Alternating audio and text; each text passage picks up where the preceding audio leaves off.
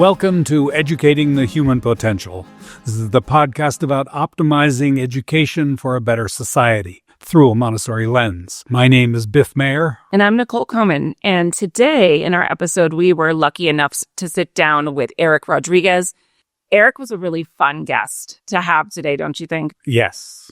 He's always a fun guy. I mean, he's such a connector. And you know, it's incredible. You just like being with him. I couldn't agree more. You like being around him. He is just warm and humble and has really fascinating stories to share and a wealth of experience, with his perspectives in AI and the digital world. He is one of the members of our AMS Think Tank, and he has been since the beginning. So he has a lot to share on that.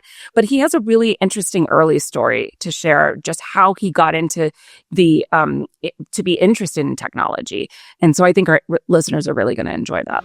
The first thing we want to start out with is just kind of your journey and how you've gotten here. And certainly we want to talk about your podcast and your contribution to AMS's Think Tank. And we have a million things in between to discuss. So do you want to just kind of get started with kind of how you've, evolved? Sure.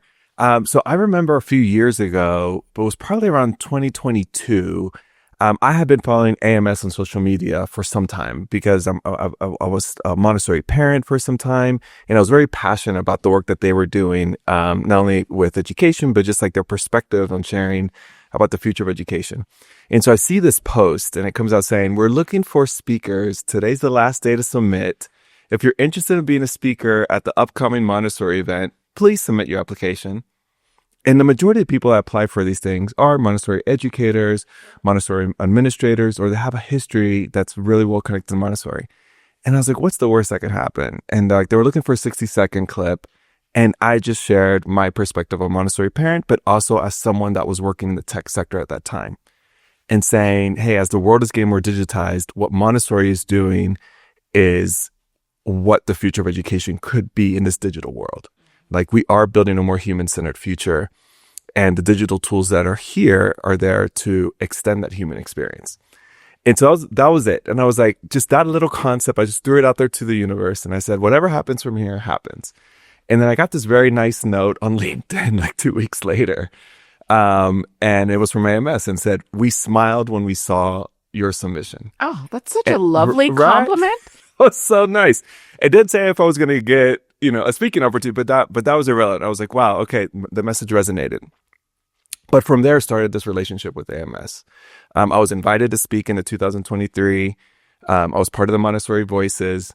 And when I was doing that, that was my very first stage that I have a chance to talk about this future that I believe is very possible, right? It's this human-centered future. I just didn't know what to call it at that time.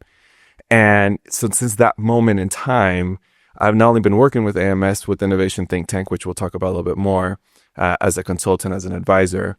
But what that stage helped me do was launch my speaking career now, which I've been now on this journey for the last 2 years, and now have built this brand around the future human experience, which is also the title of the podcast that I lead, but it's also the title of my keynote. And so it's just been a wonderful experience over the last few years of just, me on a probably Wednesday afternoon at 6:00, just opened up my laptop and said, you know what, let me just put this out there and see what happens. I had no idea. I thought you were a rock star before that. Yeah. No, AMS gave me that first stage. When you decide to open yourself up like this, it's mostly because people have asked you, right? They're like, hey, Eric, can you share your perspective on this? Can you share perspective on this other stuff? Which is great. And I have no problem from talking about the future of sports, the future of technology, the future of leadership. That's all cool. But it was always guided by some type of messaging or conference that was just falling into place. And I was always the engineer that was geeky enough to also be on the stage. And they're like, well, let's just put Eric on there. This was the first time I said, this is what I want to share. Does that fit in? And they responded. And that was really cool. And so that's why I also started believing myself. I'm like, maybe I do have a message to share with the rest of the world and share my perspective. And that's what you do as a speaker, right? You get to put yourself out there, be a little bit more vulnerable, but you get to share your perspective of the world, to connect with others and bring them along on your journey. And so I'm very grateful for AMS and the platform they've given me over the last couple of years.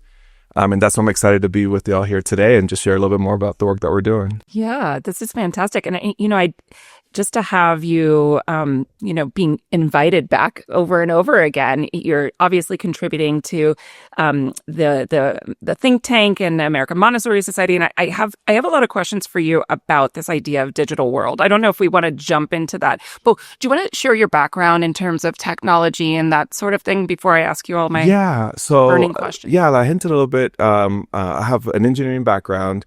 I became passionate for engineering when I was a seventh grader. It so happens at that time I was living in Ecuador. My parents are both from Ecuador.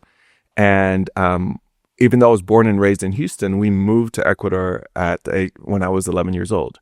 And so that experience of me moving to Ecuador not only changed my perspective of the world, but also I was trying to find my place in the world. I didn't know, I remember growing up in Houston, being children of Ecuadorians, being first generation American. That's a very different lived experience. And then going to Ecuador, being the American, that's a completely different experience. Sure, right. And I remember our school opened up its very first computer lab when I was in the seventh grade. And that was my inspiration. I was like, wow, okay, this is interesting. It had the internet too. That was also transformational. Yeah. And after 5 minutes, you would connect to the internet. But I remember just connecting with the rest of the world and thinking, okay, this is what the future could look like. Like the world is much more connected than these barriers that we just lifted up over time. And I just didn't know what that career could look like. I didn't know if it was computer this or computer that. I just wanted to be somewhere surrounded around computers. And I pursued an electrical engineering degree eventually. But because I was in the Gulf Coast area, I was mostly surrounded by oil and gas opportunities, which I truly enjoyed. But it was also through those experiences that I started understanding the role technology got to play in the future of work. And technology was what we call today disrupting work. But what I was also noticing was that it was also making work safer, making work more predictable. I mean, I'd rather work in a refinery in 2020 than work in a refinery in 1980. Simply because of the tools that we have today. And so I saw technology to be an extension of that. And so it was in those lived experiences that I was like, wow, technology is very promising. Even though there's these conversations, even at that time, that technology was also being very disruptive and taking over our lives. And eventually I got to work in the tech sector. And when I had a chance to work in the tech sector, again, I was just encumbered by the titles that I had, right? I didn't think about what I could do outside of that. And as a job.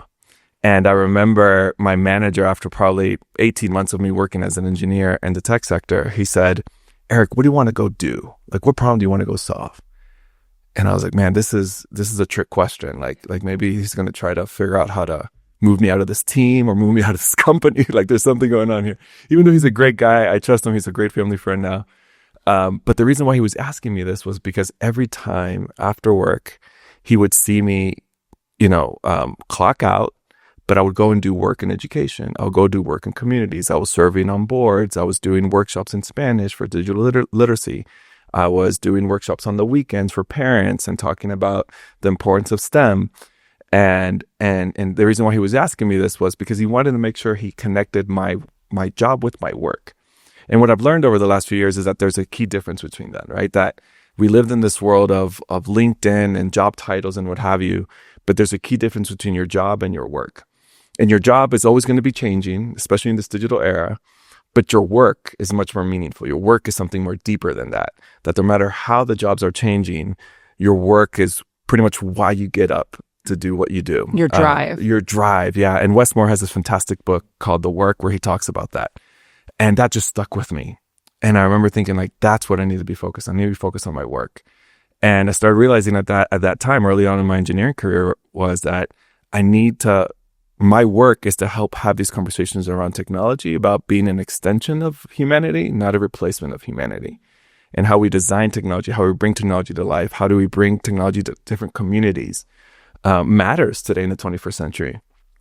And I just want to be part of that journey. And so I had a ton of different job titles around over the 15 years, but my work stayed focused on that. And today my job title is keynote speaker, advisor, facilitator. But I would say my work has not differed that much, right, over that moment. from so my interesting. manager. We had this conversation with Sunil Gupta, and he talks about Dharma in the same way that you're talking about work. And he says that it's the reason you get up in the morning. You know, it's your calling, and he says that the challenge we have is not a lack of time; it's a lack of energy. We don't manage our energy, and he said that one of the reasons we don't manage our energy is that often we're focused on our job instead of our work. I find that whole thing interesting. I mean, I do think that Montessori teachers, by and large, would say, I do my work, you know.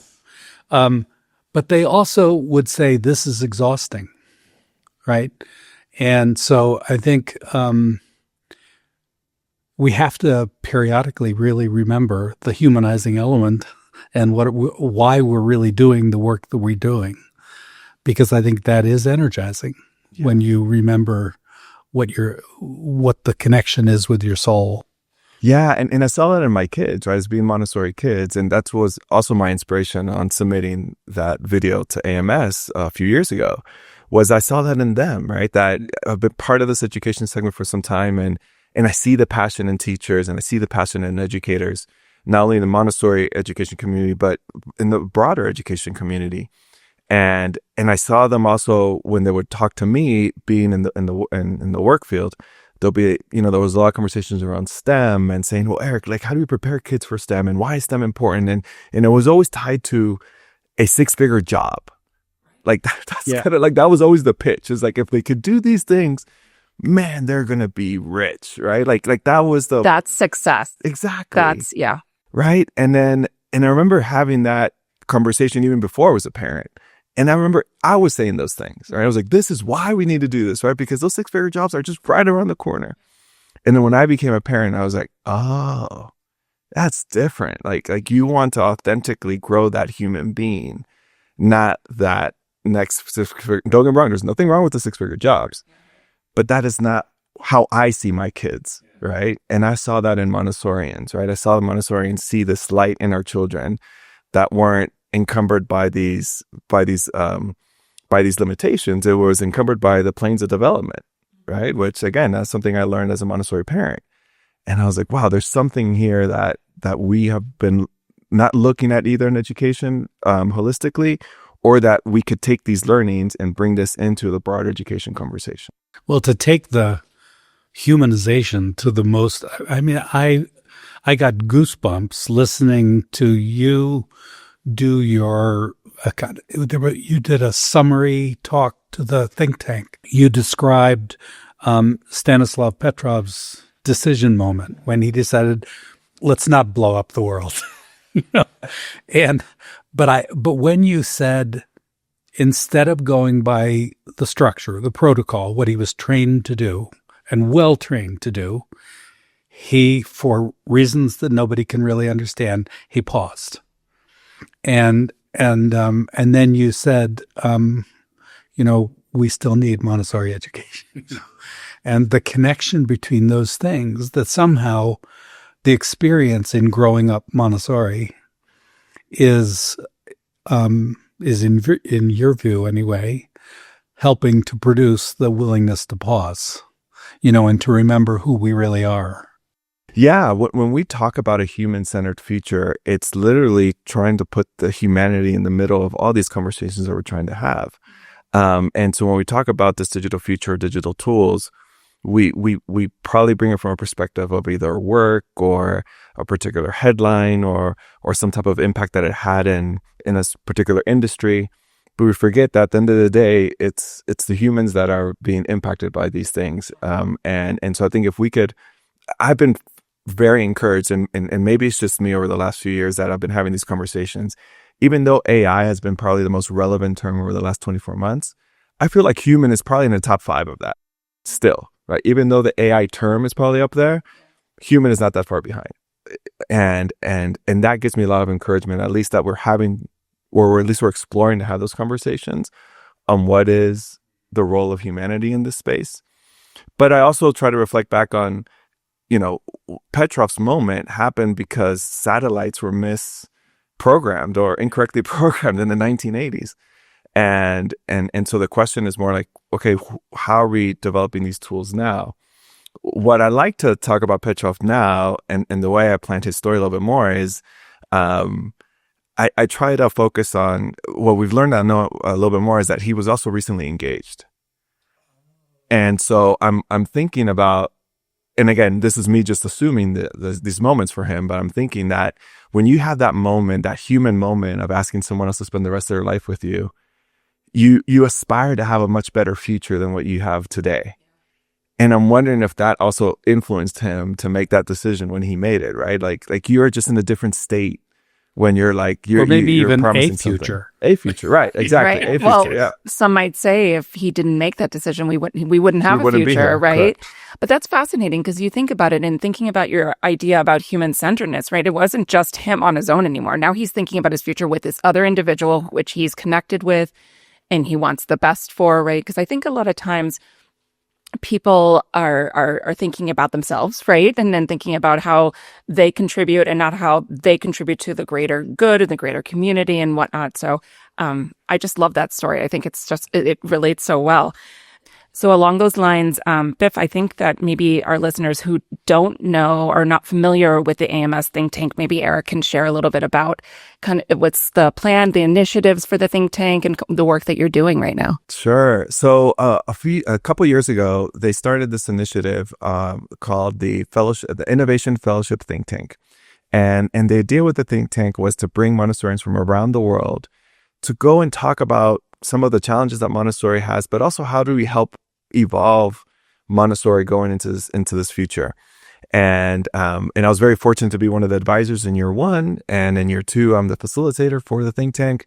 And so what's come out of that is, not only this wonderful group of Montessorians, but I always tell them it's one of the luckiest parts of the month that I get a chance to work with them, is because I'm learning a ton from them. But it's going out there and having those opportunities to authentically think, right? Sometimes we kind of get together and say, okay, let's go and solve this problem. We have 60 minutes, right? Or 90 minutes, and let's go and solve this in this good facilitated approach. That's not what this was about. This is about coming together, exploring these ideas. One of the things we talked about this past year was like, what's the edge of your idea? Like if you could do this tomorrow, like, okay, what's the next iteration of that? What's the impact that you're making 2-3 generations from now? And that was really cool to hear that perspective, right? And so what's come out of that has come out several projects, even several white papers that AMS has supported these Montessorians to publish. The conversation around digital literacy was sparked from the think tank group that has continued going into year two. And we've talked about the spiritual journey for our adult learners.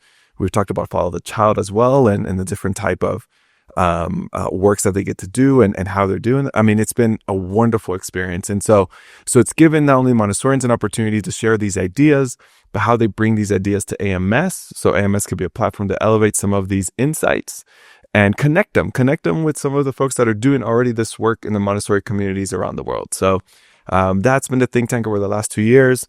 You'll see some of that come to life at this TME. And no, it's been one of the most coolest things I've had a chance to participate in and be part of the Montessori journey for our educators. Are you going to continue with it?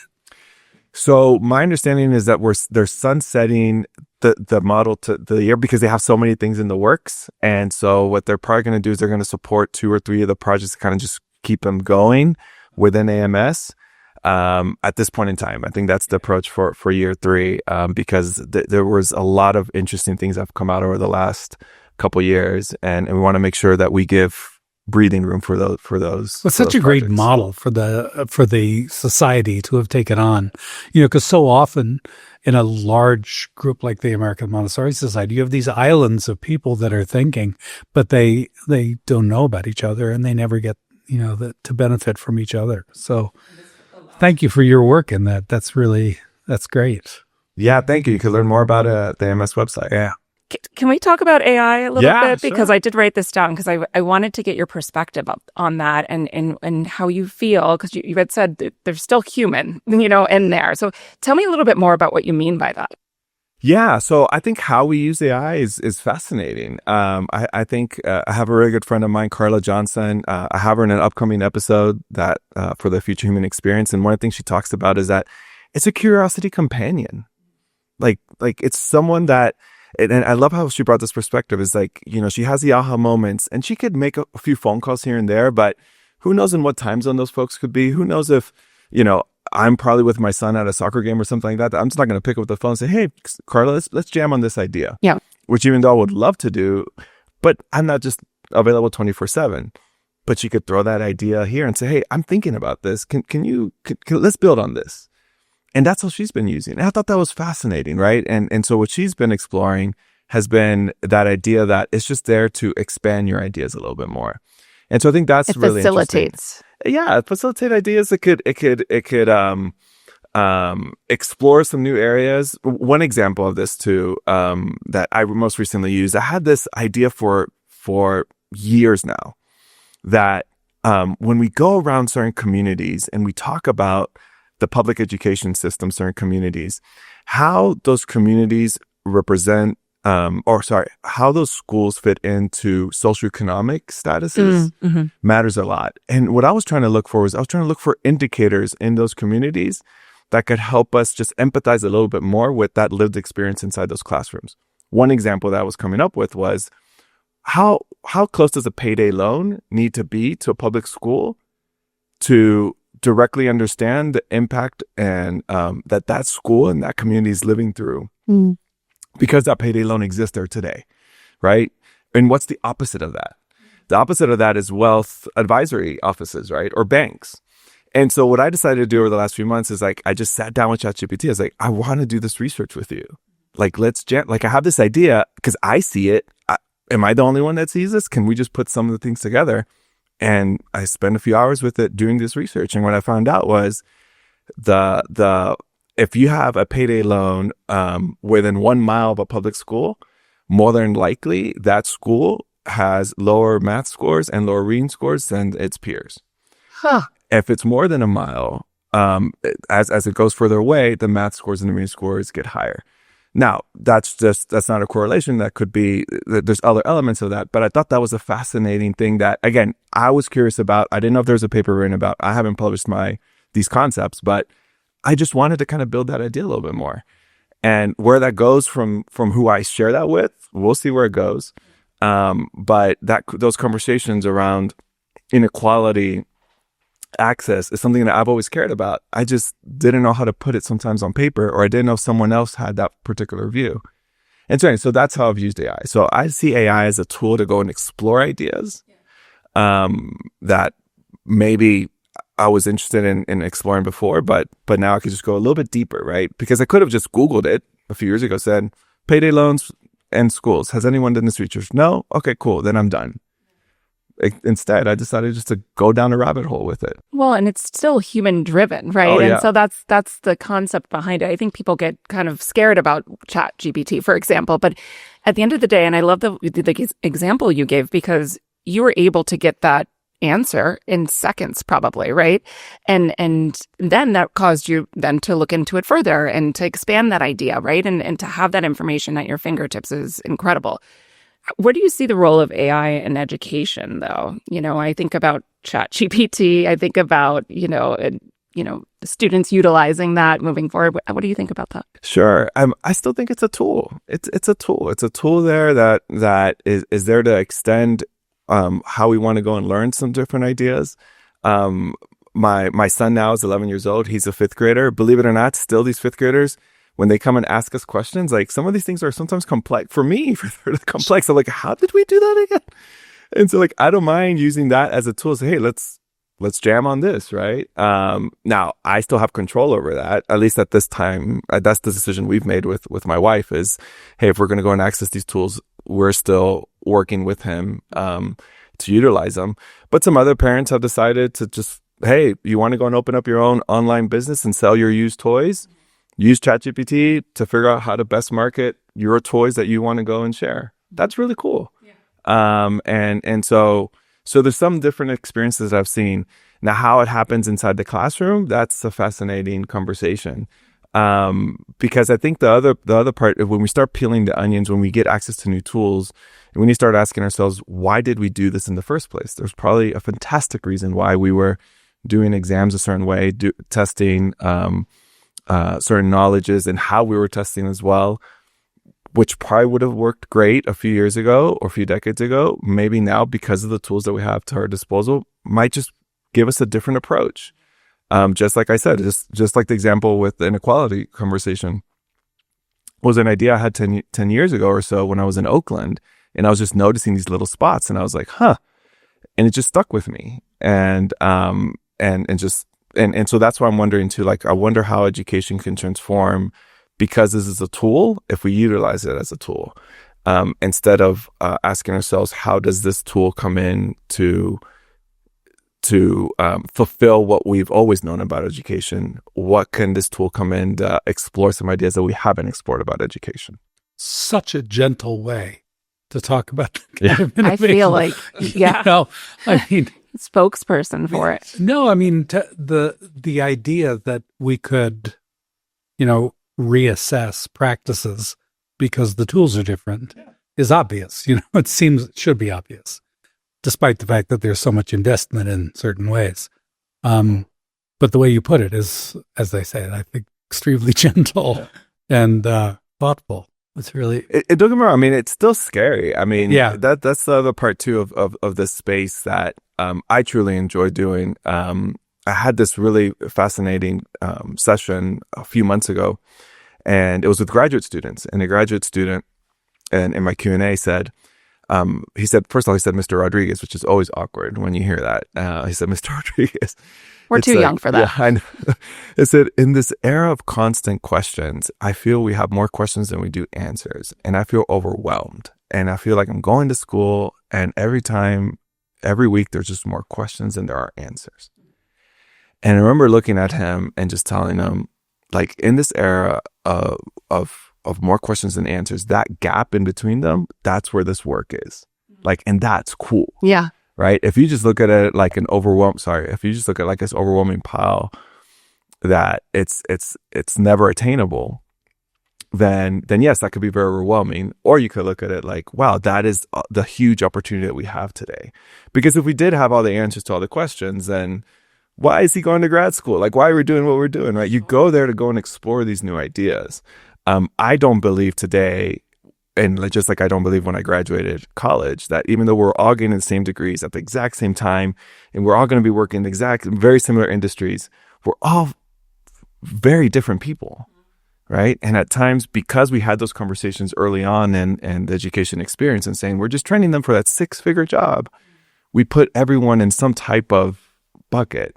And I think today we have an opportunity to unlock a lot of those things. I just look at something as simple as a tool like YouTube. I mean, YouTube is a multi-billion-dollar business that has created thousands, if not millions of jobs. But we would have never anticipated that like 20 years ago. No. I'm saying, what? Like this video tip, like that has cats and they're streaming, like that's going to create billion-dollar industries? Yes. And now it's the most viewed platform on the planet, more than TVs and cables. And right? Another tool, right? And another tool. It's Yeah. absolutely another tool to learn and to, yeah. how else would I know how to fix my dishwasher? I do it for my car, actually. Yeah. I'm like, how did you change this thing in a car? Or I could take it to a mechanic, which is great too. But there's time, there's all sort of stuff, right? So, Well, it's interesting to think of AI as being sort of the medium that you're using to think, you know, instead of thinking of it as a repository of information, you know, because I think what people find threatening often about, or educators find threatening about AI is that, you know, if you think of your job as a teacher to give information and then ask for that information back to prove that it's been gotten, and kids see no reason to permanently store it in there because they have access to it whenever they need it. It really does, it changes the sort of definition if I'm thinking about thinking. And that's, you know, my palate is made of of the information that's available to me. Yeah, no, yeah, 100%. And how we utilize it as a tool to expand what we already do, Yeah. I think matters a lot. It gives me great ideas to, at least if I'm going to explore. I mean, I have my standard keynote that I do, but if I want to shift certain things here, if I get certain feedback from certain audiences here, I'll plant that seed. I'm like, look, this story landed really well here. I'm thinking of doing this twist and turn. What am I missing here? What am I, and give me the top 3 options that you're thinking about, and then we'll explore it. Or I'll say, you know what, that doesn't make any sense to me, or you went completely off the rails.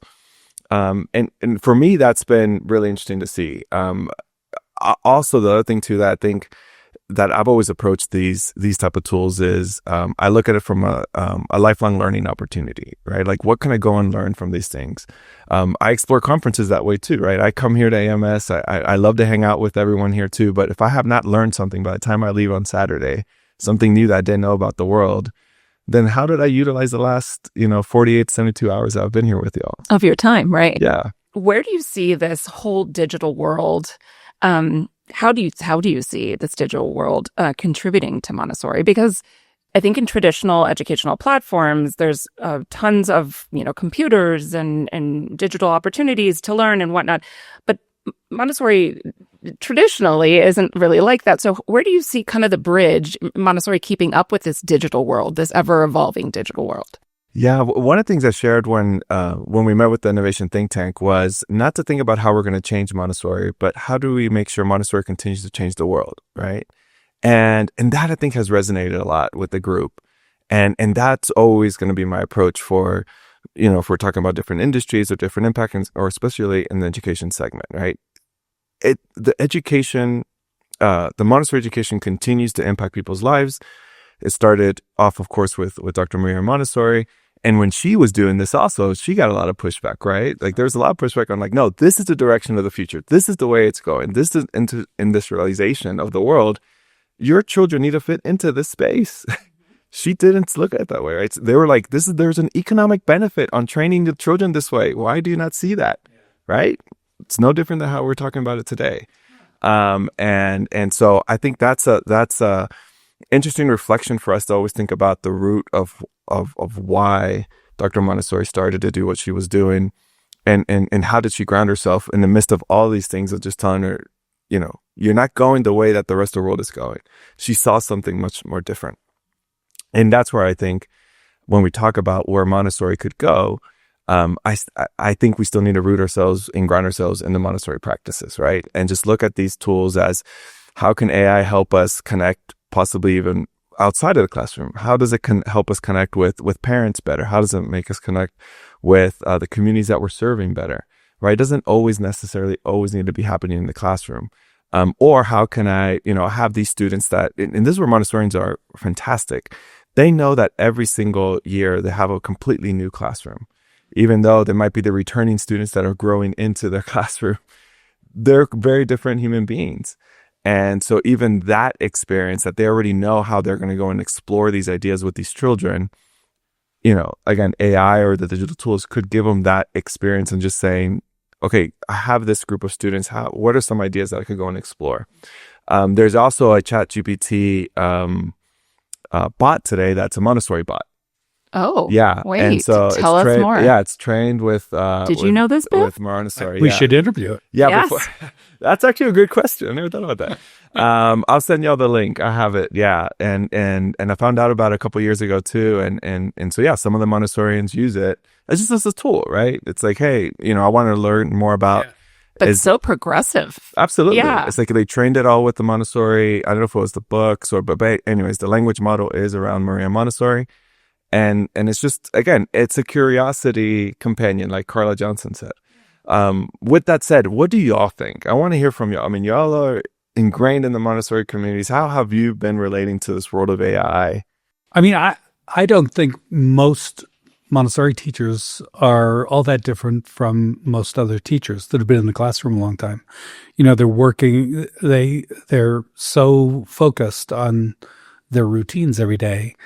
And I hear a lot of teachers that, at least until recently maybe, their primary reaction was, how do I make sure that my kids aren't just doing work on AI? And, when they're doing a paper, they're just, are there, what program should I run their work through to see whether they've lifted it from somewhere, and, but that's why it's really exciting to think of it not as a repository of information, but as a medium to exploit in order to do your own creation. And I think that's my main reaction is I don't know how to shift the way we think enough. I don't know how I know that there are lots of teachers that are starting to use AI to generate a lesson plan. They know what they want to teach, but they can save huge amounts of time by getting ideas and then tweaking it from there. So I think maybe we're making the transition into less fear and more possibility. And if I could just build on that real quick, and I want to hear your perspective too, Nicole, is when we talk about the digital experience inside the classrooms, my experience when I went into the classroom as a 7th grader in that computer lab, it was a one-size-fit-all solution. Like, it was 30 computers or even a little bit less maybe, and it was like 60 students, right? And we had to double up and sit in front, and then we were all doing literally the exact same thing at the same time. It was like, you're going to use the mouse, you're going to click on it, you're going to open up. Like, it was very prescriptive. I remember, and then that's how I grew up. You grew up in this prescriptive education approach. And then the contrast as a Montessori parent, I walk into my child's for the very first time, the first observation I have, and I think it's chaos. I'm like, what is happening? Like, there's a child about to poke their eye out. Like, what's going on? And then after I do this after a few years, I'm like, wow, this is the most beautiful chaos I've ever seen in my life. Like, and that's what Montessorians are super special at. Like, no, they don't see chaos. They see a dance.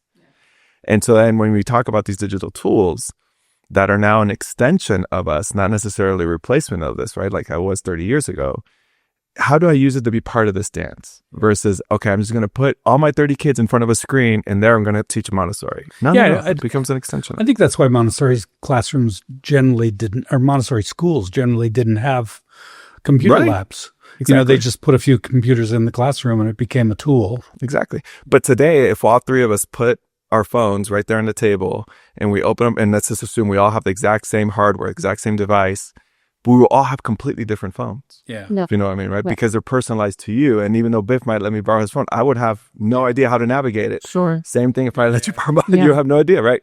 But I could get to my things in a very personalized way. Right. And so that's where I think these tools could come into play. And we haven't done that on purpose. Correct. It's done. Yeah. It's been a collaborative effort between the technology and... Absolutely. I actually, my perspective on this whole situation is very similar to yours, Eric, in that, as the non-Montessorian, I was a Montessori parent. I did not go to Montessori school when I was younger, but I think about how beautiful it is that there's this, and what I love most about Montessori, and probably the listeners will kind of learn this because I say it all the time, but the multisensory approach to learning. And it's the movement, it's the manipulatives, it's the experiential learning, and it's self-guided, right? But then, thinking about that and having that foundation, and then having this ever-evolving opportunity to introduce AI when it is using it as a tool, but still keeping that foundation, right? You're not sitting in front of a computer. Your child's not sitting in front of a computer for 6 to 8 hours a day learning, right? So I don't see any harm in it, in having, some kind of, digital opportunity to learn in a Montessori classroom, but then also keeping the integrity of the philosophy. Does that make sense? Like really kind of bridging, because it doesn't, Montessori education, in my opinion, doesn't allow for this route learning like you were explaining in that computer lab in Ecuador, sitting there just all doing the same. It's still, learning what you want to learn or learning based on the guide and whatnot, but then also having that tool to be able to expand that learning, but then going back to the nuts and bolts of the philosophy, which is that multisensory learning. So that's what I think is so beautiful about it.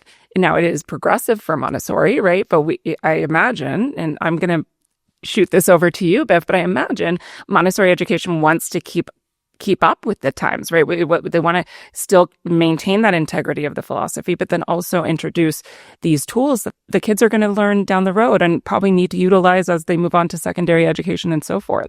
Yeah, I mean, I think keeping our eyes on the direct aim of why we're in schools is really important. And when we keep our eyes on the direct aim, then we're thinking about the kind of human being that we want to be the result of this Montessori experience. And it seems to me like one of the big differences between being a Montessori teacher and being a conventional teacher is that conventional teachers, I think, usually know what the product should look like. You know, that's the sort of factory model idea. Montessori teachers at our best don't know how kids are going to turn out. You know, we don't know how the classroom's going to turn out. As you say, it's a new community every year. I mean, you are building on a foundation of returning kids, which is the magic of a multi-age room, but it is a new community that has to get built every year. And so that kind of unpredictability builds in some spontaneity and yeah, but I do think it's sometimes one of the challenges that I think teachers have and schools have, frankly, is to keep your eye on where you're really headed. You know, what is our distinction?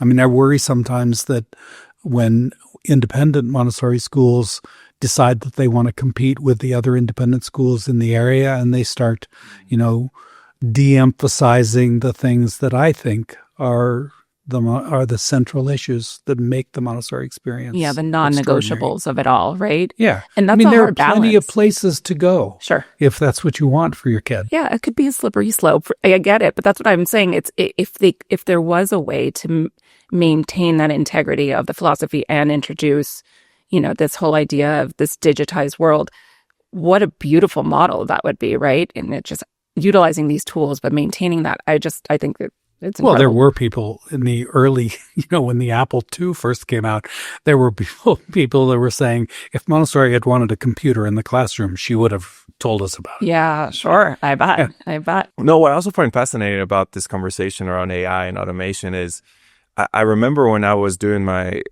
engineering work that I was doing in the refineries and in the tech sector, was what I was noticing was I was automating tasks that were repetitive. Right. And so we came up with this idea that if you're doing the exact same thing 3 times in a row, pretty much with the exact same type of approach, then more than likely in time it will be automated. Right. Technology becomes sophisticated enough that we could predict what movements or what you're going to try to do that we could more than likely automate that or measure that or what have you and just free up time for that employer, for that individual, for that group. Or not expose, for example, an employee in a certain space. So I always ask myself, too, is that when we're talking about the different tools and how we utilize them today in whatever industry you're in education or in oil and gas or in the tech sector or even in retail, what are some things our employees are doing constantly, repetitively, over and over and over that do not add value to their work, but that eventually could be automated and you could free up that time for that person. And at times we could look at it like, okay, no, that job is going away. No, that job is changing.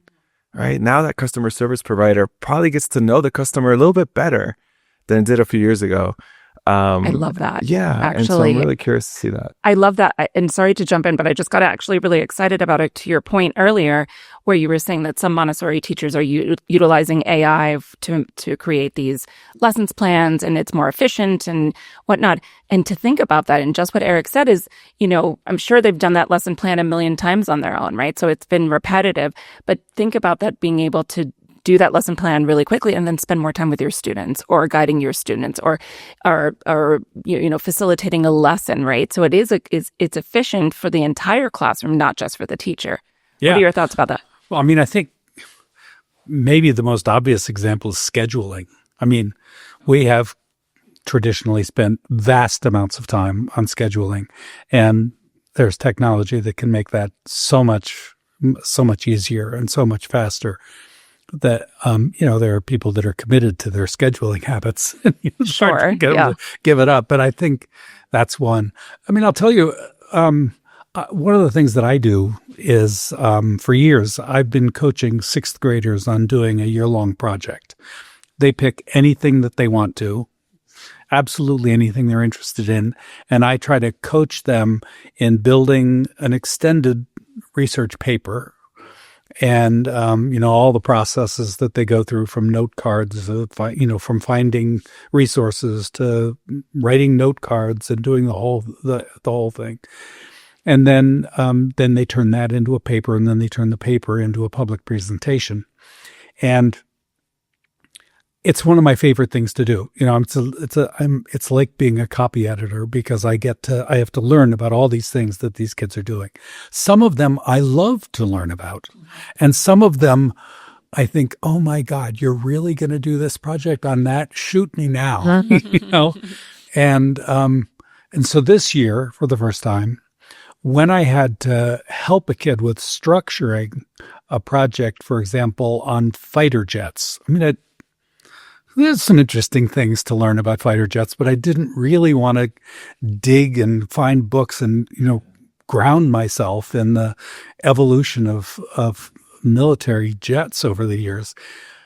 But artificial intelligence did that for me, and I was able to tell them at what level I wanted the information, and then I was able to get a structured approach that I could use to coach him in how he should go about finding out the things that he needed to know about in order to write intelligently about fighter jets. And to make it a well-rounded project, right? Yeah, right. Yeah.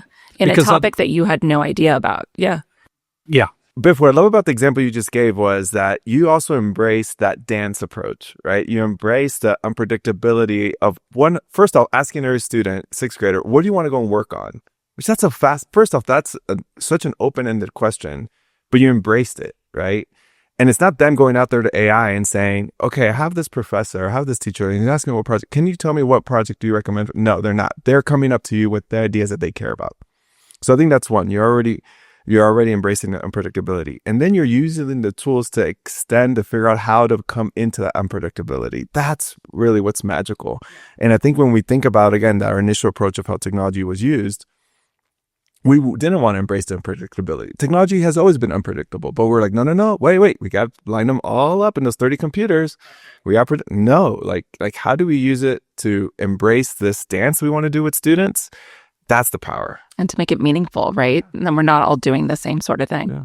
I'm wondering, it seems to me like in order to get people to really embrace inclusion, they have to veer away from familiar, right? And there's a lot of support that you get from staying with the things that are familiar to you. What is it that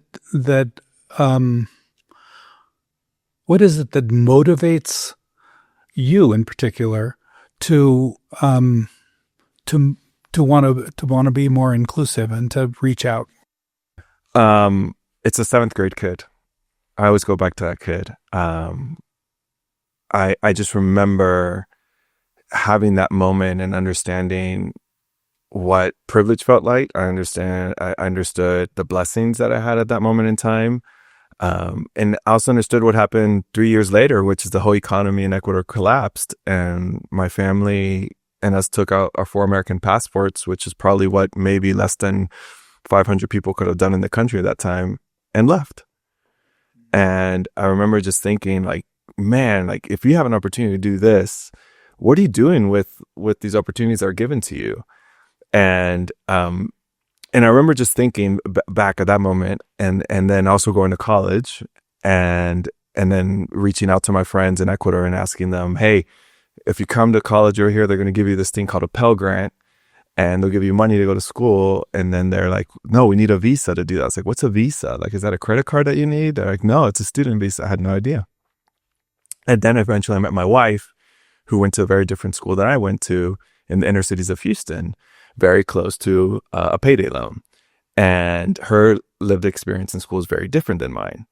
And I remember thinking, why? Why is it this way? And I remember thinking also that technology could absolutely play a role to start closing those gaps. Technology has always been a tool there to extend our human condition, but also help us close gaps. But we have to be very intentional with that. I use this example when the ATM came out. When the ATM came out, people were freaking out for the ATM. They're like, no, do not put this on our branches. We have 20 employees in this branch. And if you put this ATM that works 24 hours a day, we're going to disrupt the employees. And guess what? Some branches decided not to use it. And only a handful of branches decided to put these ATMs. And guess what? Out of the 20 employees, they had to let go of several of them. And now they had this new tool that was in there. But what they realized was that the cost of operating that branch was significantly lower now. And now they could open up new branches in new communities that did not have access to financial services just a few years earlier, right? That's what technology could do, right? Today, we have 50% of the world population connected to the internet, just 50.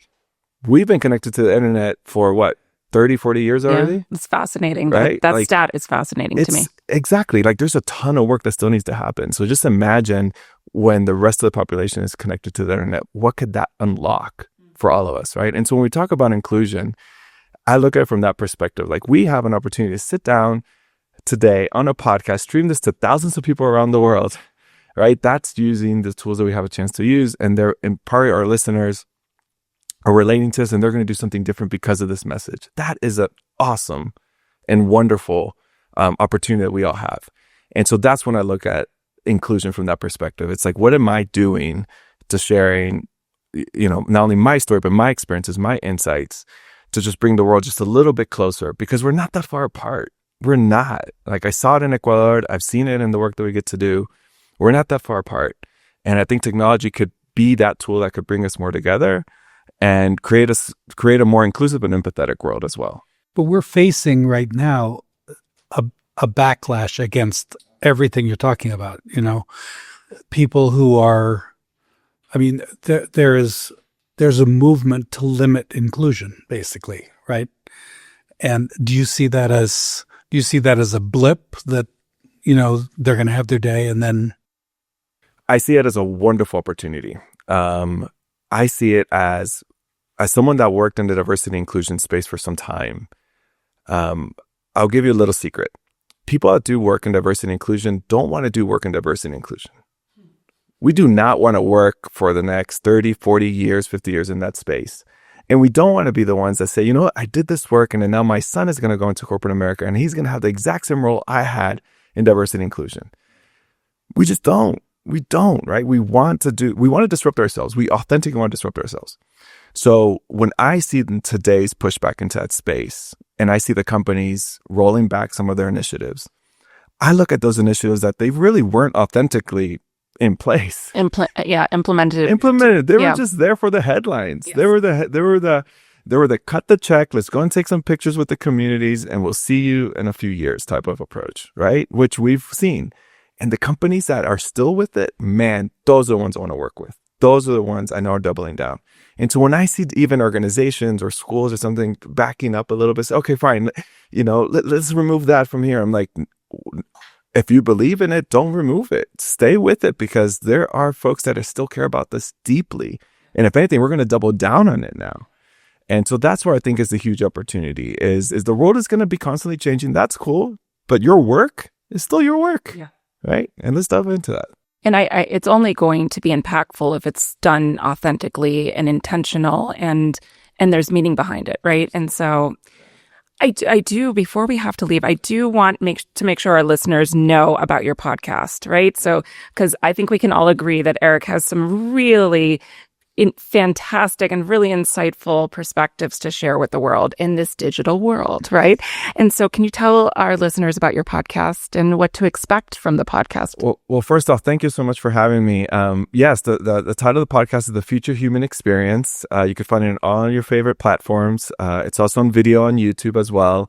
You could also find it on my website, ericjrodriguez.com. But yeah, so we're in the third season now. We record out of Phoenix. We'll hopefully get it on the road this year.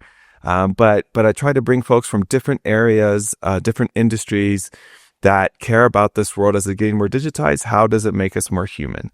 And so I bring folks that have different perspectives, either from the diversity and inclusion space, to the retail space, to the startup space, education, just to talk about how is this digital future impacting their work that they get to do, but also what gets them, what promise do they see and the impact that they can make in these communities going forward into this digital future. So the Future Human Experience, you could find it on your favorite platforms. I love Eric's story about when he was brought in by his supervisor or his boss or whoever it was, and who was interested in the fact that he was so committed to working within his community that he wondered whether there was some way that he could help bring the work that he was doing as an engineer into what looked to be Eric's real passion. And that's when Eric really figured out what really drove him. I love that story. Yeah, seemingly that light bulb went off for him there, and that kind of directed the course of his career after that, which is fascinating. And I think also just his early childhood experiences and how it relates, technology in the digital world relates to the entire globe. Yeah. And so I think he had some really interesting fun things to share. I know the impact that he had on the think tank. I mean, his facilitation was really helpful. I mean, people loved working with him, and it was really fun to hear him talk about that too. The other thing that I really had a sort of mind-blowing moment when I started thinking the way he regards artificial intelligence as really a tool to think with, as opposed to this place where there's a lot of information that you can gather easily, and that people are seemingly scared of, right? And his perspective on AI and its influence on education is really important, and I feel like it needs to get out there, because I think exactly what he said, that it is used as a tool. It's a helpful tool, but it is not something taking over the world, right? And so I think our listeners are going to really enjoy that piece. I completely agree with you, and I'm now looking forward to our next conversation, Nicole. Same here. If you're enjoying this conversation as much as we are, following the show on your streaming service really helps more people discover the podcast. Thanks so much.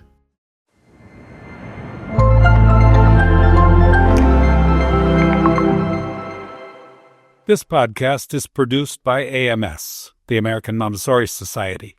However, the views that are expressed belong to us and to those of our guests. They do not represent those of the American Montessori Society.